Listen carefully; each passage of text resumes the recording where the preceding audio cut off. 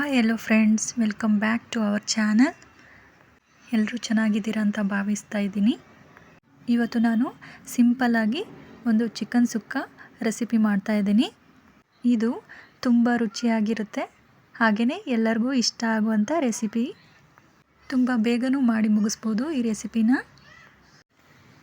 ತಪ್ಪದೆ ಎಲ್ಲರೂ ಟ್ರೈ ಮಾಡಿ.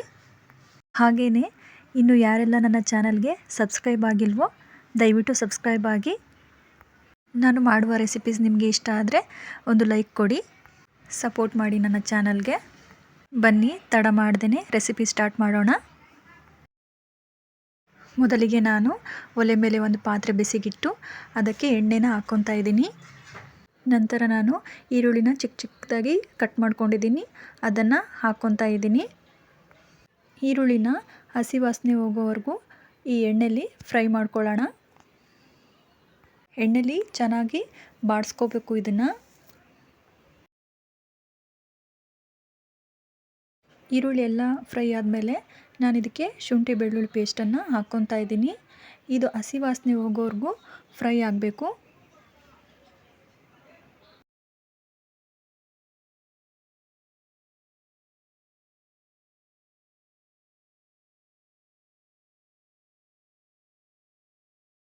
ಶುಂಠಿ ಬೆಳ್ಳುಳ್ಳಿ ಪೇಸ್ಟು ಹಸಿ ವಾಸನೆ ಹೋದ್ಮೇಲೆ ಇದಕ್ಕೆ ನಾನು ಪುದೀನ ಸೊಪ್ಪನ್ನು ಹಾಕ್ಕೊತಾ ಇದ್ದೀನಿ, ಹಾಗೆಯೇ ಕೊತ್ತಂಬರಿ ಸೊಪ್ಪನ್ನು ಕೂಡ ಹಾಕ್ಕೊತಾ ಇದ್ದೀನಿ. ಇದೆರಡನ್ನು ಎಣ್ಣೆಲೆ ಫ್ರೈ ಮಾಡೋಣ. ಇವಾಗ ನಾನು ಚಿಕನನ್ನು ಹಾಕ್ಕೊತಾ ಇದ್ದೀನಿ. ಇದೊಂದು ಸಿಂಪಲ್ಲಾದ ಮತ್ತು ತುಂಬ ರುಚಿಯಾದಂಥ ರೆಸಿಪಿ ಅಂತಲೂ ಅನ್ಬೋದು, ಹಾಗೆಯೇ ತುಂಬ ಬೇಗ ಆಗುವಂಥ ರೆಸಿಪಿ ಅನ್ಬೋದು. ಚಿಕನನ್ನು ಇವಾಗ ಎಣ್ಣೆಲಿ ಸ್ವಲ್ಪ ಫ್ರೈ ಮಾಡ್ಕೊಳ್ಳೋಣ. ಇದು ಚೆನ್ನಾಗಿ ಫ್ರೈ ಆಗಬೇಕು ಎಣ್ಣೆಲೇ.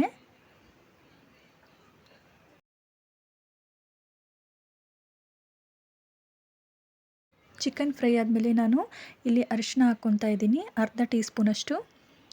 ನಂತರ ರುಚಿಗೆ ತಕ್ಕಷ್ಟು ಉಪ್ಪನ್ನು ಕೂಡ ಹಾಕ್ಕೊತಾ ಇದ್ದೀನಿ. ಇದೆರಡನ್ನು ಹಾಕ್ಕೊಂಬಿಟ್ಟು ಸ್ವಲ್ಪ ಚೆನ್ನಾಗಿ ಫ್ರೈ ಮಾಡ್ಕೊಳ್ಳೋಣ ನಾವು. ಇದು ಚೆನ್ನಾಗಿ ಫ್ರೈ ಆಗಬೇಕು.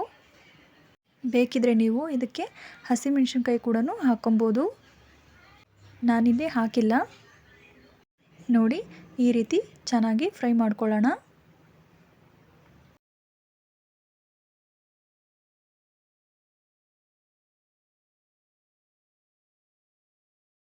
ಇದೆಲ್ಲ ಫ್ರೈ ಆದಮೇಲೆ 10 ನಿಮಿಷಗಳ ಕಾಲ ಲೋ ಫ್ಲೇಮಲ್ಲಿ ಮುಚ್ಚಳದಿಂದ ಮುಚ್ಚಿ ಬೇಯಿಸ್ಕೊಳ್ಳೋಣ.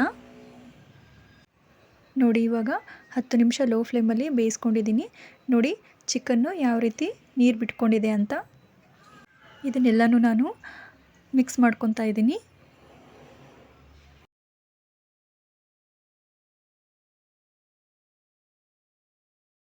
ಇಲ್ಲಿ ನಾನು 2 ಟೊಮೆಟೊನ ಈ ರೀತಿ ಕಟ್ ಮಾಡ್ಕೊಂಡಿದ್ದೆ, ಅದನ್ನು ಇವಾಗ ಹಾಕ್ಕೊತಾ ಇದ್ದೀನಿ.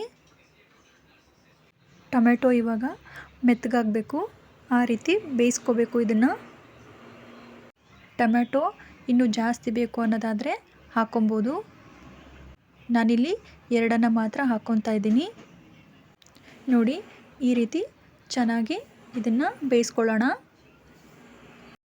ಇವಾಗ ಟೊಮೆಟೊ ಬೆಂದಿದೆ, ಇದಕ್ಕೆ ನಾನು ಅಚ್ಚ ಖಾರದ ಪುಡಿನ ಹಾಕ್ಕೊತಾ ಇದ್ದೀನಿ.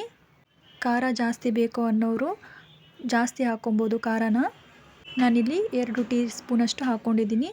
ಇವಾಗ ಗರಂ ಮಸಾಲನ ಕೂಡ ಹಾಕ್ಕೊತಾ ಇದ್ದೀನಿ. ಇದೆರಡನ್ನು ಹಾಕ್ಕೊಂಬಿಟ್ಟು ಚೆನ್ನಾಗಿ ಮಿಕ್ಸ್ ಮಾಡ್ಕೊಳ್ಳೋಣ.